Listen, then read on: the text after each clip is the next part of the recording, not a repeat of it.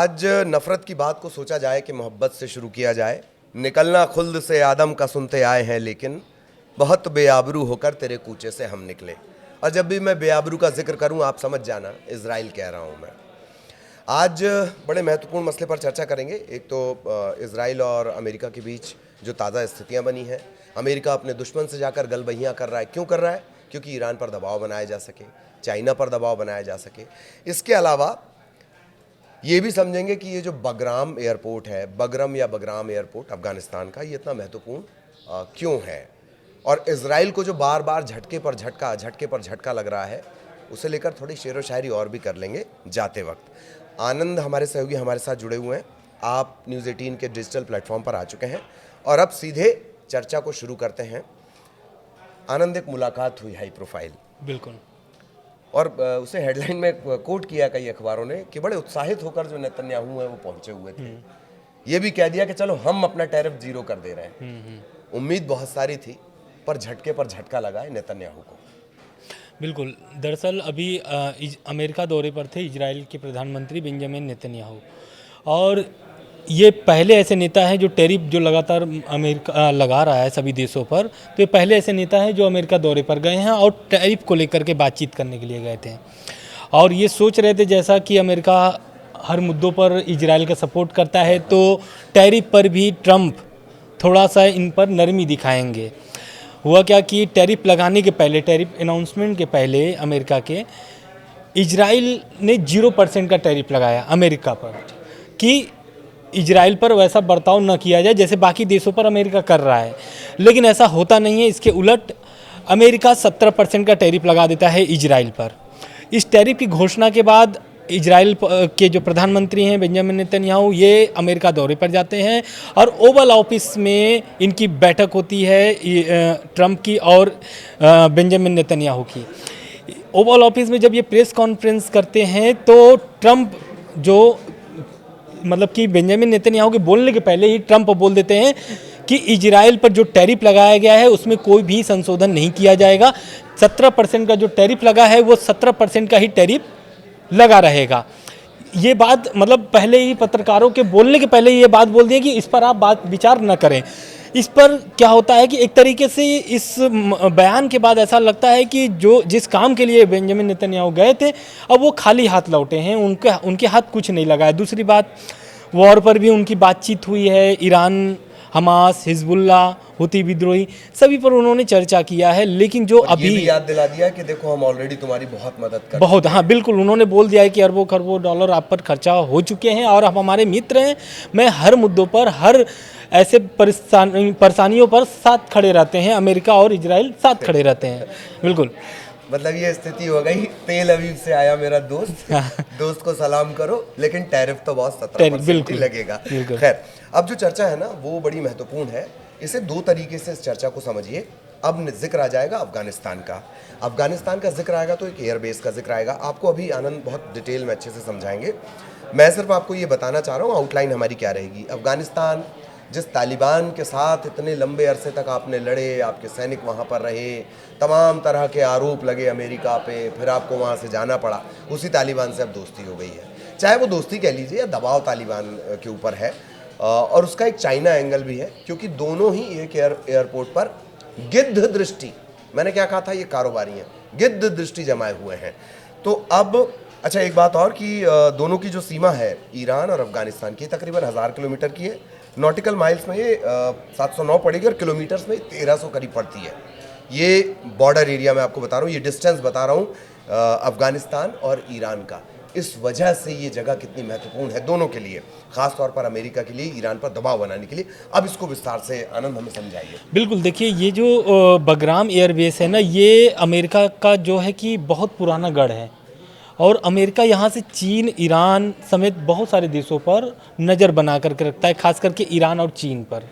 ठीक है, तो ये अफगानिस्तान में जो 20 साल से युद्ध चल रहे थे, तो जो मुख्य गढ़ था अमेरिकी फ़ौज का, वो था बगराम एयरबेस।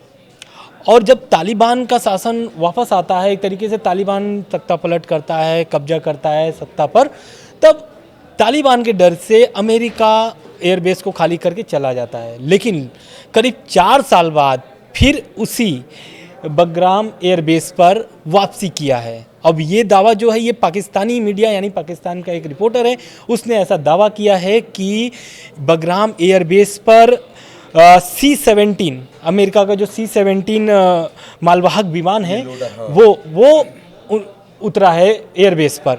तो इस घटना के बाद से बहुत चर्चा तेज हो गई है। दरअसल कल भी हम लोगों ने बताया था कि ईरान की जो बैठक होने वाली है, ईरान अमेरिका की परमाणु न्यूक्लियर डील पर जो बातचीत होने वाली है वो होने वाली है ओमान में। तो ये ओमान की बैठक के पहले अमेरिका दबाव की नीति जो अपना रहा है बहुत दिनों से, जब से ट्रंप आए लगातार दबाव की नीति ईरान के प्रति रख रहे हैं, दबाव की नीति बना भी रहे हैं। तो इससे क्या होता है कि शनिवार की जो बैठक होने वाली है उसके पहले इस तरीके का माहौल क्रिएट किया जा रहा है जिससे ईरान और दबाव में आ जाए। हालांकि ईरान जब से ये जो बातचीत की जो चर्चा चल रही है कि वार्ता किया जाएगा न्यूक्लियर डील पर, तो उस चर्चे को लेकर के ईरान ने साफ बोल दिया है, बोला है कि डायरेक्टली हम लोग बात नहीं करेंगे, इनडायरेक्टली इस बैठक में बातचीत ईरान और अमेरिका की होगी। तो इस एयरबेस का जो खाका है, मतलब इस एयरबेस में या फिर जो मालवाहक था C-17, उसमें क्या क्या ऐसा चीज़ मतलब उसमें शामिल थे, उसको मैं थोड़ा विस्तार से बताता हूँ कि C-17 मालवाहक विमान में सैन्य वाहन उपकरण और खुफिया एजेंसी CIA के अधिकारी भी मौजूद थे। और तालिबान की ओर से ये सोशल मीडिया हैंडल से जो इसका खंडन किया गया है।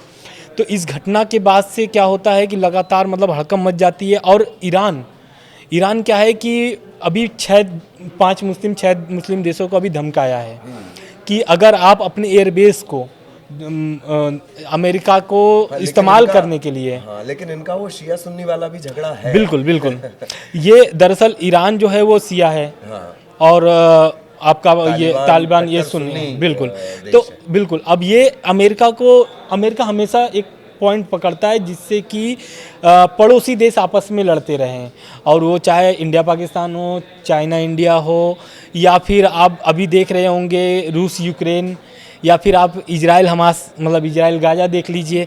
तो वो सभी नसों को पकड़ करके काम करता है, अपनी नीति तैयार करता है। और ये अमेरिका वाली ईरान के प्रति तो कोई भी अमेरिका में किसी का भी सत्ता आया हो, चाहे वो बाइडन की सरकार हो या फिर बराक ओबामा थे या फिर ट्रंप थे, सबका एक जैसा रहा है। क्योंकि ईरान और अमेरिका का जो है वो 79 से चला आ रहा है और उससे अमेरिका का उससे बहुत भारी नुकसान हुआ था उस समय। इस कारण से ये सब जो मुद्दे हो रहे हैं, अब देखना होगा कि शनिवार की जो बैठक होने वाली है ओमान में उसके क्या परिणाम निकलते हैं। इस बैठक से आपने मुझे एक बात और याद दिला दी। एक अखबार का ये भी कहना है वो इसे इजराइल के लिए दोहरे झटके के तौर पर देखता है। एक तो वहां से कुछ मिला नहीं, आप गए मायूस होकर, वही बड़े बेआबरू होकर तेरे कूचे से हम निकले। ये वही ओवल हाउस है जहां पर ज़ेलेंस्की को भी इसी तरह से किया गया था, जबकि एक राष्ट्राध्यक्ष के साथ इस तरह का व्यवहार कतई नहीं किया जाता। वही ओवल हाउस है। तो इसे ऐसे भी देखा जा रहा है, अखबार ऐसे भी रिपोर्ट कर रहे हैं, जानकार ऐसे भी रिपोर्ट कर रहे हैं कि दूसरा झटका है। एक झटका तो आपने टैरिफ में कोई नहीं दिया, बिल्कुल, और दूसरा ये कि अगर ईरान के साथ ये डील सक्सेस के रास्ते पर चली जाती है, तब नेतन्याहू के पास बचा क्या? वो अपने मुल्क में क्या गिनाएंगे और अमेरिका से वो क्या कहकर मांगे? बिल्कुल, लेकिन ये ऐसा संभावना कम है कि डील पक्की हो जाए, क्योंकि ईरान पहले ही साफ बोल दिया है कि इनडायरेक्टली बातचीत हो रही है ना। तो और अगर ये डील अगर होती है तो फिर एक और बैठक होने वाली होगी, फिर इस पे बैठक होगी जिसमें ईरान के अधिकारी खुद शामिल होंगे और इस पर चर्चा करेंगे। रह गई बात तो ये इजराइल और ईरान की, जो इजराइल लगातार मतलब सबसे पहले इजराइल जो था वो विरोध किया था ईरान के परमाणु प्रोग्राम पर कि ये ईरान का जो परमाणु प्रोग्राम है इसको ख़त्म कर दिया जाए और परमाणु बम न बना पाया ईरान। तो इजराइल इस विषय को भी अभी नेतन्याहू जब बैठक हुई थी ओवल ऑफिस में, तो इस बात को ट्रंप से रखा है कि ईरान परमाणु बम न बना ले, क्योंकि अगर ईरान परमाणु बम बनाता है तो उसके जो संगी दोस्त हैं, मतलब कि आतंकी जो संगठन बोला जाता है, हमास, हिजबुल्ला, हुती जो हैं, इन लोगों को मजबूती मिल जाएगी। अब क्या है, लेकिन जो अभी परिस्थितियां हैं वो एकदम विपरीत दिख रही है इजराइल की। और इधर ईरान पर भी नकेल कसने के लिए अफगानिस्तान में अपना पकड़ बना रहा है। तालिबान से बातचीत करके एक तरीके से सीक्रेट बातचीत हुई है अमेरिका और तालिबान की। और तालिबान इसमें देखिए क्या फ़ायदा अपना खोज रहा है। तालिबान चाहता है कि उसको आर्थिक रूप से मजबूती मिले और अंतर्राष्ट्रीय लेवल पर तालिबान सरकार को मान्यता मिल जाए। इस कारण से इस तरीके का सीक्रेट बातचीत हुई है और फिर 4 साल बाद उसी धरती पर जहाँ पर 20 साल तक अमेरिकी फ़ौज की गार्ड रही है, अब फिर से वहाँ पर वापसी हुई है अमेरिकी सैनिकों की। अब देखना ये होगा कि इस बगराम एयरबेस से कौन सी ऐसी कार्रवाई ईरान पर होगी जिससे ईरान को सबसे ज़्यादा क्षति पहुंच सकती है। इसमें चीन को भी क्षति पहुंच सकती है, जैसा कि चीन दरअसल अभी चर्चा की शुरुआत में जब नाम लिए कि भाई यहाँ से वो सब पर नजर रख सकता है। एशिया कॉन्टिनेंटल के ज्यादातर देश उसकी जद में आ सकते हैं, आ जाएंगे। बिल्कुल। तो इसी एयरपोर्ट पर, इसी एयरबेस पर, इसे एयरबेस कहेंगे हम, एयरपोर्ट नहीं कहेंगे, लॉजिकली ये गलत है। तो इसी एयरबेस पर चाइना के भी नजर है, वहाँ अधिकारी भी जा रहे हैं। चाइना ने भारी भरकम निवेश भी कर रखा है। तो क्या चाइना भी वहाँ पर अपने कब्जा चाह रहा है उस जगह पर? उसके भी कुछ आर्थिक हित है, लेकिन अमेरिका उसमें रोड़ा बनना चाह रहा है। देखिए इसमें चीन, बिल्कुल, लेकिन इसमें चीन का जो नुकसान होगा ना, वो दरअसल बगराम एयरबेस से 100 किलोमीटर के दूर पर चीन का परमाणु कार्यक्रम का जो प्लांट है वो वहाँ पर स्थापित है। और अमेरिका जो है ना कि वो, मैंने स्टार्टिंग में ही बोला था कि अमेरिका वो ऐसा नस पकड़ता है जिसे दबाने से सभी पड़ोसी देश आपस में भिड़ते भी हैं और लड़ते भी हैं, दर्द भी बहुत अधिक करता है। तो अब क्या है कि अगर अभी तो चीन का टैरिफ वाला आपने जैसा बात किया कि 104% टैरिफ लगा चुका है और वो आज रात से लागू भी हो जाएगा चीन पर। अब ये जो बगराम एयरबेस वाला मामला है, एक तरीके से अब आर्थिक हमला कर चुका है चीन पर अमेरिका। अब दूसरा जो है वो सैन्य कार्रवाई भी कहीं ना कहीं कर सकता है ईरान के साथ साथ चीन को भी, क्योंकि चीन का जो है वो परमाणु कार्यक्रम वहीं पर चलता है। और अभी चीन की इस पर प्रतिक्रिया कोई नहीं आई है, लेकिन चीन इस मामले को लेकर के भड़क सकता है और आने वाले समय में इसकी जो रूपरेखा है वो अलग हो सकती है। लेकिन ये जो ट्रम्प की जो एक तरीके से दुनिया पे बोले तो दादागिरी जो चला रहे हैं ट्रम्प, ये कहीं ना कहीं उनको नुकसान पहुंच रहा है। और अमेरिका के सड़कों पर लगभग लाखों लोग प्रदर्शन किए हैं ट्रम्प के खिलाफ टैरिफ को लेकर के। तो कहीं ना कहीं ट्रम्प भी समझ रहे हैं कि उनको कौन से ऐसे फैसले लेने हैं जिससे उनकी भी सरकार बची रहे अमेरिका में। बिल्कुल। हालांकि जो अगर प्रदर्शन की बात की जाए तो भले ही वो मेन मीडिया में नहीं आ रहा है या लाखों की भीड़ नहीं है, लेकिन तेल अवीव जो है वो लगातार नेतन्याहू के खिलाफ एक गवाह बना हुआ है। वहाँ पर लगातार प्रदर्शन चल रहा है, संख्या कम ज़्यादा हो सकती है, लेकिन लगातार इस तरह के बने हुए हैं। अच्छा, मैं वापस इजराइल पर आना चाहूँगा। ये कोशिश हम करेंगे कि हमारा लास्ट पॉइंट ऑफ डिस्कशन हो। बिल्कुल। कि बीच बीच में बात आती है भाई सीज फायर, जो इजराइल जिन 3-4 मोर्चों पर लड़ रहा है, सीज फायर की बात करें, पर खबरें तो यही हैं। लगातार आईडीएफ जिस तरह से जानकारी देती है खुद से आकर, तो इजराइल तो खुद ही अटैक करता रहता है। सामने से अटैक हो ना हो, इजराइल के अटैक लगातार जारी। तो ये सीज फायर तो युद्ध में होगा, ये थोड़ा सा समझाइए जरा। बिल्कुल, देखिए 20 जनवरी को शपथ लिए थे ट्रम्प राष्ट्रपति का अमेरिका की, और 19 जनवरी को सीज फायर होता है किससे? इजराइल और गाजा के। लेकिन ये करीब 2 महीने तक ही चलता है, सीज फायर का पालन किया जाता है, लेकिन इस बीच उल्लंघन के आरोप लगते रहते हैं, एक दूसरे पर लगाते रहते हैं, चाहे वो हमास हो चाहे फिर इजराइल हो। लेकिन इजराइल क्या करता है, सीज फायर को न मान करके हमला चालू कर देता है। अब इस पर बयान आता है एक अधिकारी का, इजराइल के गाजा के, मतलब कि फिलिस्तीन के अधिकारी का बयान है कि इसको सीज फायर तो मानना ही नहीं चाहिए। क्यों नहीं मानना चाहिए?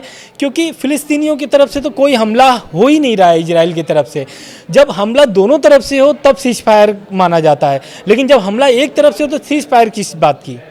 मतलब संघर्ष विराम वहाँ होगा जहाँ संघर्ष हो रहा होगा। बिल्कुल, यहाँ पर संघर्ष हो ही नहीं रहा है, गुंडागर्दी कर रहे हैं, बिल्कुल अटैक किए जा रहे हैं। और कोई पॉइंट आपको लगता है इजराइल के लिहाज से और इस बदलती वैश्विक युद्ध की वैश्विक परिस्थितियों के चलते, आनंद? बिल्कुल, देखिए अभी जो परिस्थिति है ना गाजा की, बहुत बिगड़ी हुई है। लोग भूखे मर रहे हैं।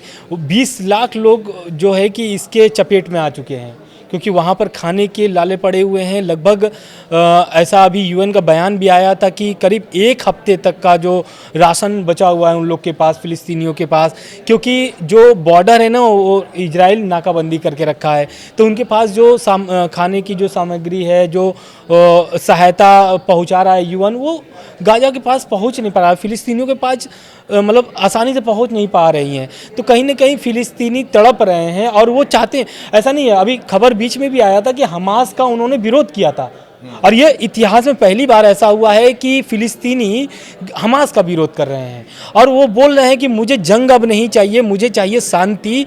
और इजराइल जो है, जो हमला कर रहा है वो हमास के लिए कर रहा है। लगातार इजराइल का यही बयान होता है कि मैं हमास को ख़त्म कर रहा हूँ, मेरा फ़िलिस्तीनियों पर हमला नहीं है, लेकिन कहीं ना कहीं इसमें फ़िलिस्तीनी बहुत हज़ारों की तादाद में मारे गए हैं।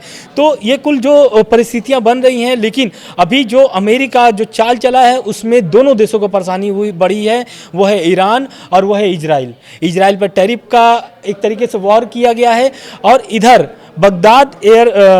बगराम एयरबेस पर जो वापसी हुई अमेरिका की, उससे ईरान की टेंशन बढ़ गई है। तो कहीं ना कहीं अब आने वाला जो समय है, अब देखिए अगर 4 साल बाद अगर आता है बगराम एयरबेस पर अमेरिका, तो कुछ सोच करके आता है, क्योंकि वहाँ पर वो पहले से अरबों रुपए डॉलर खर्च कर चुका है अमेरिका। बेस है, हाँ, और वो बहुत पहले से वो एक ऐसा बेस है, मैं शुरू में ही बताया था कि वो एक ऐसा बेस है जिससे 2 देशों पर नज़र अच्छे से रखा जा सकता है। और ईरान का जो शिया मुस्लिम देश है ना, और इसका फ़ायदा अमेरिका बहुत अच्छे तरीके से उठा रहा है। तालिबान जो है वो सुन्नी विचारधारा का है और ईरान जो है वो शिया मुस्लिम देश है, तो ये दोनों को लड़ा करके कहीं ना कहीं ये फ़ायदा निकालना चाहते हैं। और तालिबान की भी ज़रूरतें हैं इस समय कि उसको चाहिए अंतर्राष्ट्रीय लेवल पर मान्यता और आर्थिक मदद। बिल्कुल। बंदर रोटी के लिए झगड़ते हैं, बिल्ली रोटी खा जाती है। ये स्थितियां, इजराइल की मासूमियत पर आप फिदा हो जाएंगे, यूएन की मासूमियत पर आप फिदा हो जाएंगे, रेड क्रॉस की मासूमियत पर आप फिदा हो जाएंगे। जो मर रहा है गजा में वो आम आदमी है, आम आवाम है, जिसे आतंकी बताकर, हमास का बताकर मारा जा रहा है। फ़लस्तीनी नागरिक है, आम नागरिक है। एक छोटे से बच्चे में किसे आतंकी नज़र आता है? इजराइल को आता है, नेतन्याहू को नज़र आता है। खैर, आपने सुना ही होगा आनंद, हमें तो अपनों ने लूटा गैरों में कहाँ दम था। हमने एक रोड छाप शायर पकड़ रखा है, वो हमें सस्ती शायरी ट्रक के पीछे लिखने वाली देता है। उसने लिख कर दिया है, हमें तो अमेरिका ने लूटा, हमास में कहाँ दम था, और हमने तो कर दिया था 0 टैरिफ, मुआ अमेरिका 17% पर था। खैर, इसी हंसते हुए नोट के साथ इस चर्चा को यहीं विराम देंगे। आगे भी इससे जुड़े अपडेट हम आप तक पहुंचाएंगे, इसी हल्के फुल्के अंदाज में हम चर्चा करेंगे। लेकिन हल्के फुल्के अंदाज का कतई ये मतलब नहीं है कि जो इजराइल कर रहा है वो सही है या जो अमेरिका की तरफ से किया जा रहा है वो सही गलत पर हम नहीं जाएंगे। हम तो सिर्फ खबर आपको बताएंगे। लेकिन युद्ध 2 देश लड़ते हैं और मारा आम आदमी जाता है, इस बात को सभी को समझना चाहिए। नमस्कार। नमस्कार।